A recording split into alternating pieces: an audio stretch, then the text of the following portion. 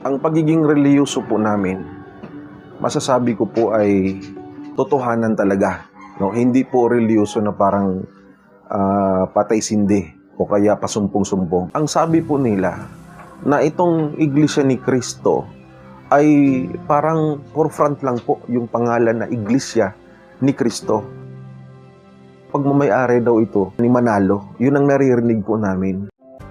Sobra akong nahanga at sobra akong bumilib talaga dahil sa ang pagtuturo sa panahon ng pagsamba ay mahalata mong hindi po kayo parang tinataguan ng mga katotohanan, kundi lalong inilalantad sa atin kung ano yung katotohanan na siyang dapat sundin ng mga tao, particular sa mga paglilingkod sa Diyos.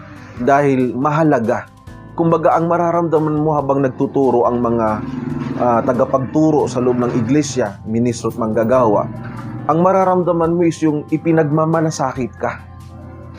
Gusto po nila na huwag kang maligaw, huwag kang malihis, kundi lalong ipinapakita kung ano ba talaga ang dapat gawin ng isang tao kapag ka ikaw naglilingkod sa Diyos. Abril 28, taong 2000. At sa pagkakataon na yun ay sobrang nagagalak ako.